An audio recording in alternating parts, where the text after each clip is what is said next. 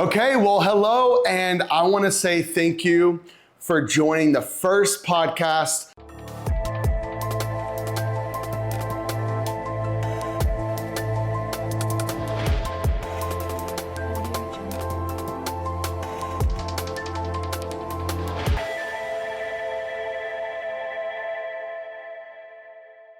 I was actually going to start this in January for the new year, but I just thought, why not go ahead and do this? This is going to be my new podcast every single week with the pure purpose of purely just 100% being transparent. This past year, I was a part of some groups and just different meetings with different people. And I realized, man, there are so many people that just want transparency. And a lot of people see all that we're doing with my business and the orphanage in Guatemala and different things like that. But I just thought it'd be cool to just get transparent and talk about life and what we're doing and kind of giving people out there, many of you that watch faithfully all the videos that I put out, give you kind of more of an insight of what we're doing and what's going on. And my pure goal is not for you just to see how we do things and why we do things and all that. I really don't want this to be about me, and I mean that. What I really want this to be is for people out there, many of you who message me on Instagram or whatever else it is, and you say, man, like I've always wanted to do a lot with my life. I've always been a go-getter. I've always been somebody that's just hustling, right? And doing things just because of the way I've grown up. And I see so many of you out there that are in that same area in life. And I just thought, hey, why not start a weekly podcast and just really, number one, go live. So I'm live right now. So this is not scripted, this is not edited, but it's live on my socials and also recorded so we could later on put it on YouTube and all that. But it's gonna be a weekly podcast where I'm just transparent. I'm gonna talk about hard things, and I don't just say that to get your attention. I'm gonna talk about the mistakes that I've made. I'm gonna talk about the good things that we're going through. I'm gonna share things that normally I'm not gonna wanna share publicly. My social media, as you see, is primarily mainly either clips of me preaching or clips of me in Guatemala or about our business, but I'm not really sharing things that I don't really want public, right? And so this is my opportunity to be able to talk with things. This podcast I'm calling Life with a Mission. If you follow my business, Zion Digital, our marketing company, you're gonna see that I'm rebranding. I used to have astronaut figures and very techie and all that, but now I'm rebranding simply because I really want to be a marketing agency that is known marketing with a mission, right? That is kind of the brand that we're pushing forward. Why? Because I want people to know that I'm doing life with a mission. I'm doing marketing with a mission. Everything that I do is with a mission. And I want to encourage you that's out there watching videos like this and tell you the same thing. No matter what you do not just aimlessly do life. I really want you to do life with a mission, and that is every ounce of who I am. I want to make sure that I'm raising my kids with a mission, that I'm a husband with a mission, that I run my businesses with a mission. And so that is what this podcast is going to be about every single week, faithfully, no matter what. I hope I'm going to be able to come live, and I want you to tune in and really see into the world of how I'm able to do things, what I'm doing, why I'm doing it. And really that's my goal. And so that's what this is about. Life with a mission to me is very simple. I want to make an impact. I'm not trying to make a bunch of money. I am not trying to do different things on a surface level. I want to make sure that in everything that I do, that I'm building a legacy, that the companies that we build, is that going to be able to help my children far beyond whenever I'm dead, right?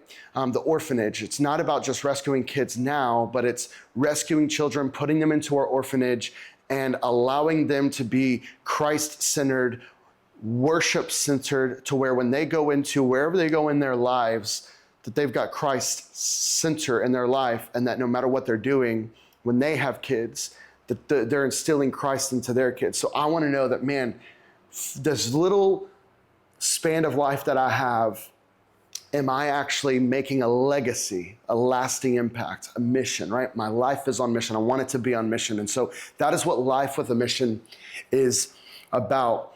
I want to share, many of you that may not know my story, you may not have heard about me until recently whenever you started following us on Instagram or TikTok, which, by the way, I want to say thank you to every single one of you. We started posting. My TikTok originally was for my business. I was just posting marketing tips, blah, blah, blah.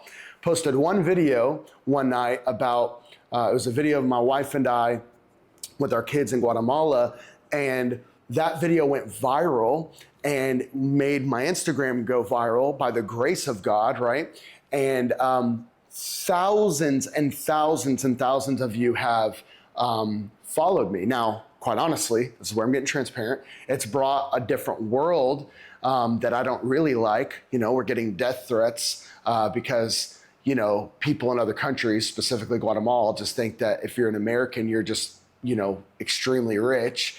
And so we will get calls saying, if you don't send us $50,000, we're going to kill you. I mean, it's absolute demonic things happening. The opposition that we get is crazy. People sending photos of your home, people sending photos of your Guatemalan home, crazy stuff, right? Of people that know you're doing, work with orphans, and they know that I'm raising a bunch of money for the orphans. And so people will literally have the nerve to send us messages, and our team's getting messages saying that they know where we live, and if we don't send money, blah, blah, blah. And so that's the side that I don't like of going viral, right? But the beautiful side about it, right, is the fact that many of you have started following us, and you're seeing, what we're doing in Guatemala, and you're being a part. I mean, I wake up in the middle of the night, and I'll have 40 emails, and some of those emails are people that are starting to give monthly to our orphanage that I've never met. And I'm going to tell you, for the past 10 years, the way I've supported the orphanage has purely been by people that I know just in my circle, people at church, people, through businesses, different things like that. But many of you have started to do that, and I just want to say thank you. But the reason why I do this is because I was an orphan myself. I grew up with a troubled childhood, right? Grew up in the DFW area, Dallas-Fort Worth area. Loved my mom to death. Didn't really know who my father was. It was between 13 different men. My mom, to make money for drugs, she would literally prostitute herself out. She would tell me this. And through that, the choices of my dad, the options of what my dad could have been or who my dad, who he was between 13 different men. So I grew up throughout my childhood purely going to DNA testing centers so they could figure out who my dad was. I remember this. I mean, I remember having to take side profile pictures and, straight photos of my face so that way my mom could, put me side by side between some of the different men that by the grace of God, she still had contact with, oddly enough, right? And so there's one man named Matthew that looked exactly like me, never passed the DNA test, which later on I find out that it's because he actually paid the people to say no, which is weird. But he was a musician, and this is the man that I knew of as my father. And my mom and him were together throughout my childhood, off and on. But he was a musician in the Deep Ellum area and would, do that. And so he died when I was 8 years old. And then my mom really did everything she could to give me the best childhood. Many of you out there that may have met my mom, some of the OGs, I call them, some of my mom's friends that, know me, know that she was the greatest mom ever, but she had problems. She still had a drug addiction. She also had migraines all of her life because she was born with a cleft palate. And so she has all these surgeries that created massive headaches for her. So she got addicted to all kinds of things. And many of it was opioids, which is what killed her. When I was 13 years old, I found her dead. And from that moment, I went crazy. I had this huge hole in my life, didn't know what to do with it. And so I pushed it into everything, right? Drugs, alcohol, sex. You name it, I was involved with it some way, shape, or form. The enemy 100% had his hand on me throughout my childhood because the things that I got involved with, the things I was exposed to were absolutely crazy. And I thank God, and it's quite honestly a miracle that I am who I am today and that I'm not losing my mind. It's because God had his hand on me. There were times where, family members, my grandfather specifically, this is where I'm getting transparent, would send me VHS tapes of naked women, the equivalent of porn, because he knew that I was without a father and he wanted to, introduce that world to me, my own grandfather. So it's just crazy to see how the enemy tried to take me down even when I was 8 years old.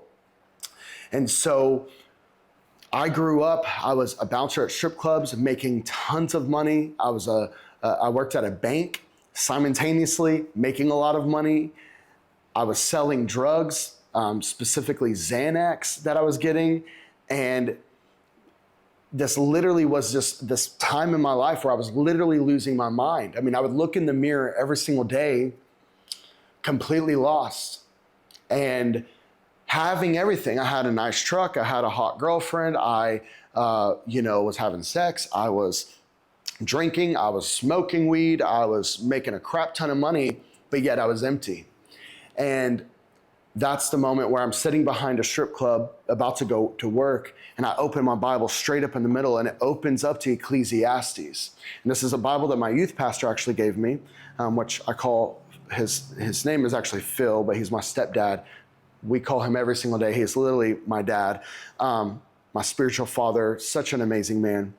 But I opened this Bible that he had given me straight to Ecclesiastes, and I remember knowing that Solomon, who wrote this, was the richest, wisest man in the Bible. I knew this, right? I don't know why I remembered it because I absolutely suck at remembering anything, but I remembered this.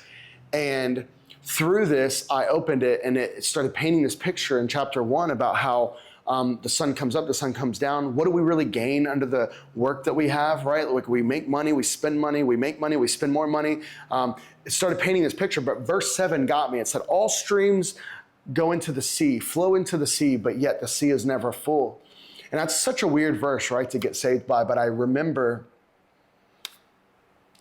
just being so heartbroken reading this. And it was literally this moment sitting behind a strip club in Dallas where I read this and I said, God, that's my life.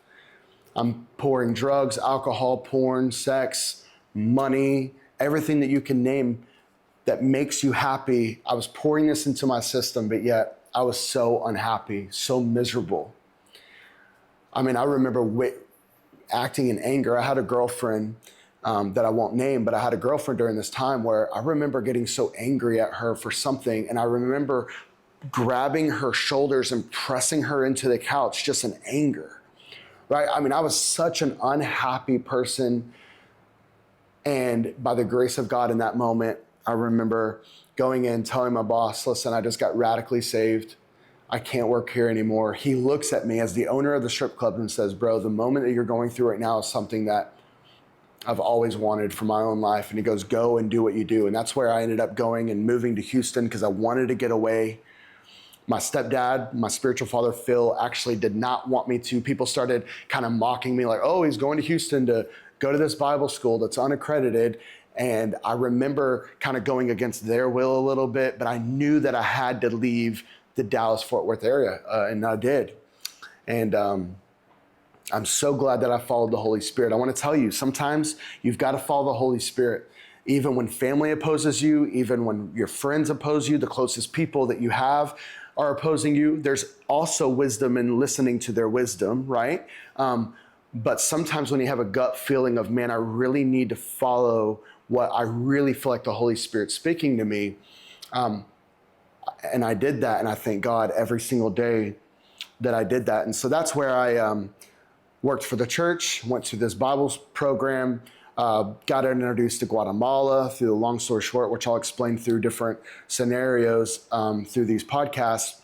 And that's whenever I was exposed to going to Guatemala. I ended up filming a documentary, and that documentary changed my life because here I am as this young tattooed, troubled kid, thought I wanted to be a cop, thought I wanted to be a youth pastor. And he threw me into the mountains of Guatemala, which, by the way, in the transparency world that I'm in, I was actually racist towards Hispanics. I grew up in Irving, Texas. There was, in our high schools, there were these, gangs, if you could call it that. There were these Hispanic thugs that, wanted to fight everybody. And I had this instinct to basically hate them, right? And I was young, I was ignorant, so I didn't like really all Hispanics that I would see, right? And it was ironic that, 7 years later, I'm sitting in the mountains of Guatemala with Hispanics. I hate hiking, by the way, as well. I hate hiking with a passion. So I'm hiking up 3 hours up these mountains because my pastor had asked me to go and film a documentary about a missionary who had died. And I thought it was so wild that here I am in a place that I used to hate, right? Any Hispanic country. I absolutely love these people, and I'm hiking these mountains. And so I filmed this documentary about this lady who had been hiking 3 hours each way to church, 100% blind, and she would follow her grandchildren or her children or her husband through the mountains of Guatemala just to go to church, no matter if it was rain or shine. And here I am in Houston, Texas, where we have black churches, white churches, Hispanic churches, Chinese churches, Baptist, Pentecostal. I mean, you name it, you've got it here in Houston. Yet this lady who's blind, who can't even see the church that she's in, wants a church. And that's where my heart broke. And we, within a 7-day period, raised over $8,000 to build her church in her village. And then it just went viral. People started contacting me, how can we build more churches? What can we do to help? I ended up having to start this nonprofit, completely rushed. This lady at my church offered her name's Michelle Martin, shout out if you ever watch this, but offered for me to be umbrellaed underneath her nonprofit that she had. And it was this moment where God had made it clear of what we do and what we're going to do moving forward. And so we ended up building, the people who had helped me with this nonprofit, all of us just fought to raise money, and we ended up raising money to be able to build over 8 churches in the mountains of Guatemala.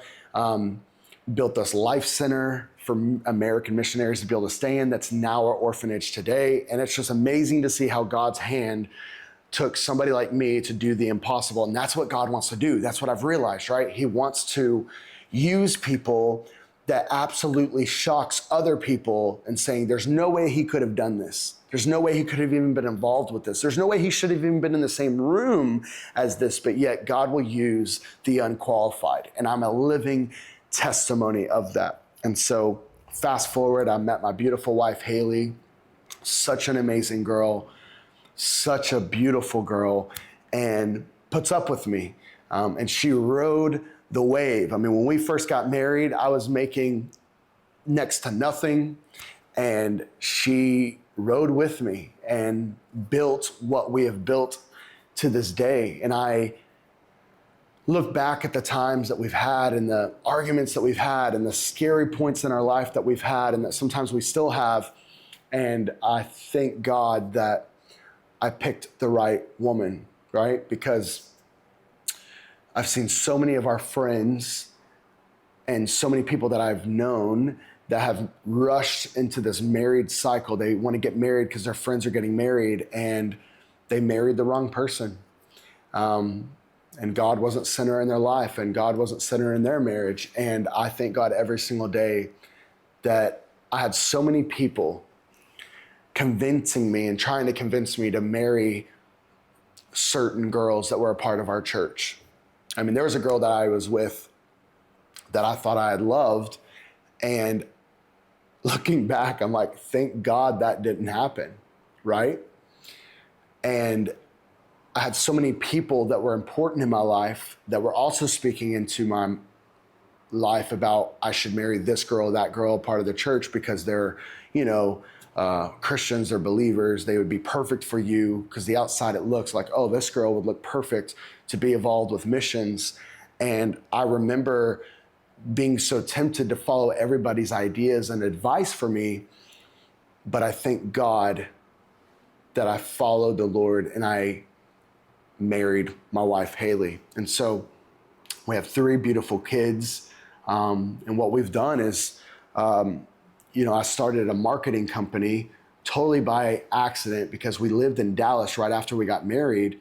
And I was working for a church plant. My stepdad, he wanted to start a church. And so I was working there, and you're not making any money because it's a brand new church, right? And so I remember living in downtown Dallas, and I would walk from door to door to door in downtown Dallas to all the businesses with a camera saying, listen, can I take photos of your food, whatever, for the pure hope that I would take really good photos, which I did for Beto and Son. Shout out Julian if you're watching, one of my first clients ever.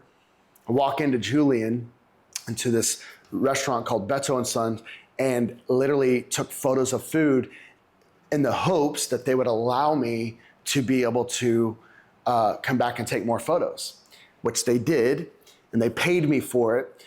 And then I came up with the idea like, man, we can post this on social media for them. So my wife starts posting all the content on their social medias, and that's what I started doing. I started going from restaurant to business to whoever, trying to figure out, can I take photos and videos of your content, of your food, of your business, and we'll post it. And that's literally how we started this marketing company. And from there, it went crazy. Like, we started, by the grace of God, getting more and more clients. And I started, realizing that I couldn't do it all by myself. So I started delegating things when I couldn't afford it, right? There's so many business owners that are saying, how did you do it? Especially guys out there in the marketing world. How are you doing it in the marketing world? And I always say, like, man, by the grace of God, I decided early on, when it was so hard, when I was banking on every single dollar, I decided to hire one person to help me build the ads. And then we would get a little bit more clients, and then I would have a little bit more money to deal with so I could hire another person, to where today we have over 21 employees that are absolutely phenomenal, that run the business. And so I'm able to do what I love to do, meet with clients, strategize with clients, but then I get to deploy what we're coming up with and pushing that to this incredible team that we have of incredible people to do the actual work, build the ads, build the automations. And so our company that we've built is really this digital company. We're not just a marketing company either anymore. Like, we've developed into this company to where if you're a small business, if you're a church, for instance, right? What we've done is we've built this company to where we will build your website, we'll manage your emails, we'll build your email signatures, we'll run your Facebook ads, we'll do your announcement videos if you're a church, we'll do all this stuff. And it's an amazing thing to see. And then my wife and I also decided to start Kiki's Snowballs, right? Because I wanted an extra stream of income, but I didn't want that to take me away from my family. When I was a youth pastor at New Covenant Church, I was one of the leaders there. One thing that I kept hearing over and over again from students was the fact that they hated their parents because their parents were never there. They put work first. And so this instilled this desire in me that I still carry to this day, that I don't want to be away from my family. I mean, I was in Mexico 2 days ago, spent one night and flew right back the next day. I'm not trying to do long trips without my family, right? And so that's one thing I didn't want as a job, for me to go get another company or start another company that was going to take more of my time away. And so one day I'm at a snowball shop and I'm like, dude, I could do this. Like, this is easy. And so what I did was Googled and YouTubed how to do snowballs, got a container, bought a container, and we started Kiki Snowballs here in Willis, and was the greatest thing ever because it's allowed us to be a part of the community. It's been so fun. The teenagers that we get to work for us, it's been so fun to get to know them. But what it's done is it's created this stream of income to where, when my wife and I want to go out to eat, we don't feel bad, right? Or primarily what it's done is provided extra funding to be able to donate to forgotten people, the orphanage, right? When we have been very short in funding, right? We haven't had enough donors. And I'm telling you, a lot of people out there that say, a lot of you out there that think that life for some people is too good. I really struggle with that because I'm going to tell you, every ounce of my being, I am hustling. And I know a lot of business owners, and they are in the same boat. For instance, our monthly budget for the orphanage is $8,000. What we are currently monthly taking in, okay, this is all transparent, I'm just being transparent, is $7,400. So this is how my life is all the time. We are always right under budget, right? The marketing company. It seems like when we get one client, we'll lose a client over here. It's just the nature of the game, right? And so everyone's like, oh my God, you're a marketing company. No, it's a lot of work. I am literally having to hustle every single day of my life to stay above the water, right? And so God has had his hand on us the entire time. Somebody asked me yesterday, bro, how are you doing it? And I literally told them, I said, man, I'll tell you how I'm doing it. It's the hand of God on my life. There's no other explanation. Because I suck, right? I mess up all the time. I drop balls all the time. I am messing up all the time. By the grace of God, he's had his hand on me. And so many of you out there, they're like, man, I want to start my own thing. I'm just going to tell you, be prepared to hustle. Be prepared to see some of the darkest days of your life. Be prepared to cry yourself to sleep sometimes. I have literally looked at my little girl when she was a little baby, and I was losing all these clients in the season, and it was horrible, and I was freaked out of my living lid because I did not know how I was going to provide for my family, right? And so the more that I'm growing, the more that I'm surrounding myself with wise people, the more that I'm strategically setting things up for the betterment of the business and the nonprofit, the easier it is getting, but we're consistently running into even more problems. So it's like you fix a problem. I had a leadership meeting with my team this morning. I have a core leadership with Zion Digital, my CEO and two of my other directors, and I meet with them every Friday morning. And one thing I was saying to them is, when we find problems, when we see problems, when a client cancels, we need to look and have a hard look at ourselves and say, what could we have done to prevent that cancellation? And create a process that will never happen again, right? And so you think in the business world that when you create these problems, create these processes for the problems, that you're just going to be in the green light and you're going to be able to go the next year with no problems. No, what's going to happen is more problems will arise, and that's all our core. Don't come into Zion wanting to be a part of the core team if you're not ready to every single morning wake up to another problem that you're going to have to solve, right? That's my job as an entrepreneur and as a leader and as the founder of an orphanage, right? Every single day, I know that this phone is going to ring with a problem. And that used to drive me crazy, right? But the reality is I'm ready for it now. I'm prepared for it now. I understand that these problems aren't as big as they are going to first present themselves as, right? And so my team has been phenomenal at that. And so I've built the structure to where my team knows that I just want to be free. I'm not trying to be rich, right? I've had the boats. I've had the jet skis. I've had all that money can buy you, right? But what I want more than anything is to have a life on mission. We're doing the orphanage. I'm being a dad. I want to be an amazing dad. And I tell everybody that works for our organizations, Ewald Global. We have an organization called Ewald Global, which is where I'm at now, our headquarters. And then I have Zion Digital, Kiki Snowballs, the orphanage, other businesses that we've created. And I tell everybody in my organization, my goal for you is for you to do what I'm doing. Have a job, delegate your job, free up your time, still get paid good, but you're not doing as much, and you're handling higher level issues. That's what I want for every single person on my team, right? And so everybody on my team, my CEO is not on our daily Zoom office that all of my employees are sitting, my team members are sitting on Zoom 24/7, not 24/7, 9 to 5, Monday through Friday. I can hop into Zoom right now and talk to 21 of our employees, right? But my CEO isn't having to do that. Why? Because she's put herself into a position where she's delegated and she handles higher level issues, right? And so everybody in our position, everybody in our company, that's how we work. And so that's how we do it. I have some of the most incredible team members that you could ever imagine, right? I was at church last night and I walked into a conversation of a young guy, I'll say his name, Justin. Shout out Justin if you watch this. And he was talking to some people and he's thinking about some stuff in his life. I'm trying to be very cautious here.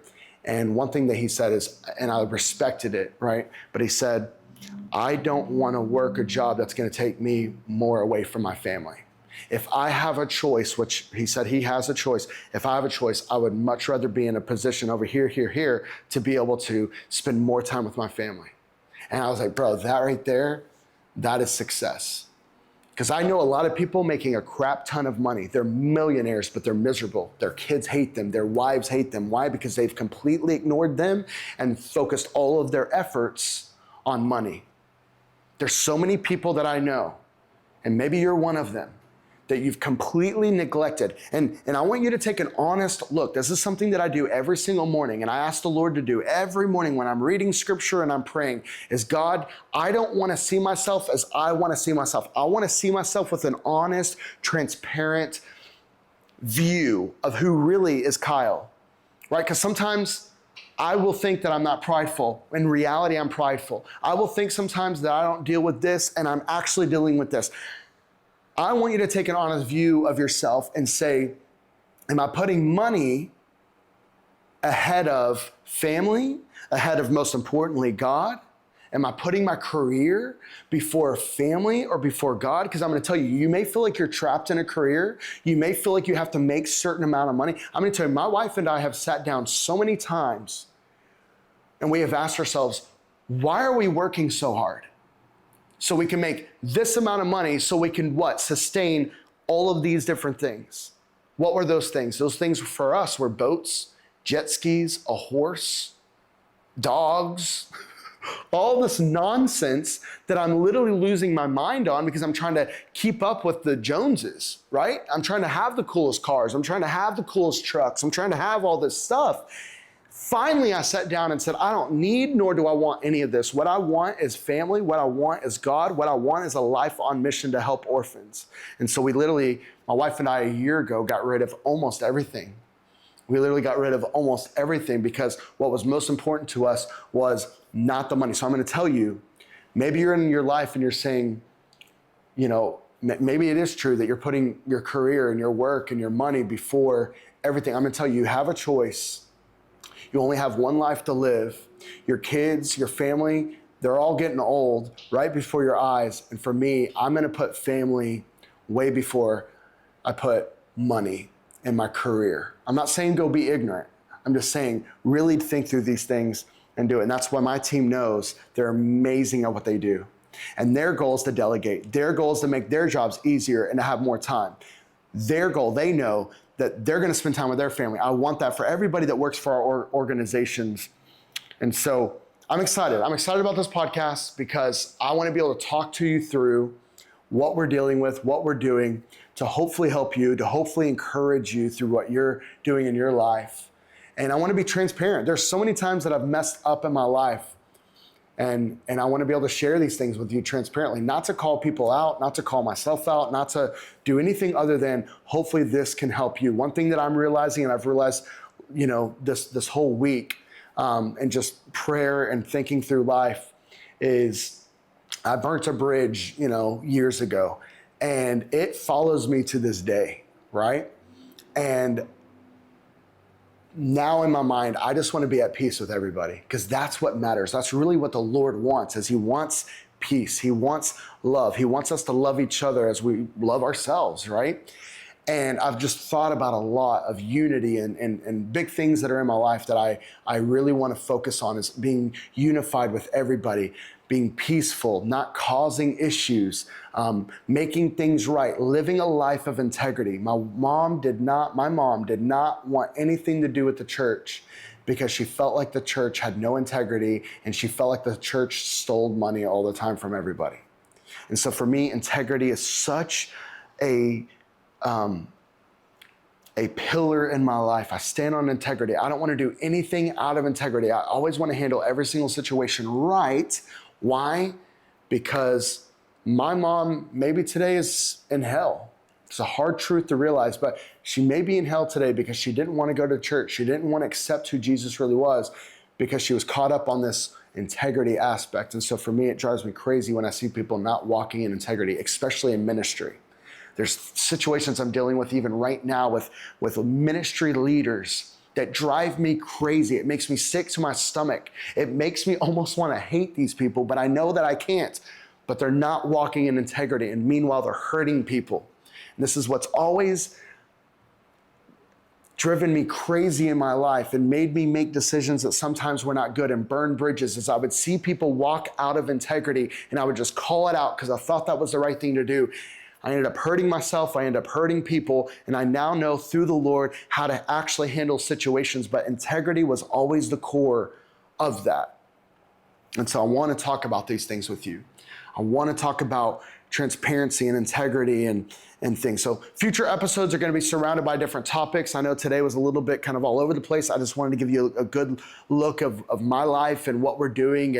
And many of you that are following me, many of you that are donating to our orphanage, many of you that are clients of ours, my prayer is that this podcast would be full of transparency, full of life with a mission, and just really helping you take you to a different level. And so I want to say this before we end. Invite people to watch, share these videos, share all the content that we have. It means the absolute world to us. It exposes us to people that you're connected to. And I want to say this, thank you to every single one of you out there that are following along and you're a part of the mission. You're coming to Guatemala, you're supporting our orphanage in Guatemala. It means the absolute world to us. And I want to say thank you from the bottom of my heart. Next week, I'm going to have a podcast. I'm going to talk about some things that are going to be super transparent, things I've never shared with anybody. And yeah, we'll see you soon. And I want to say thank you.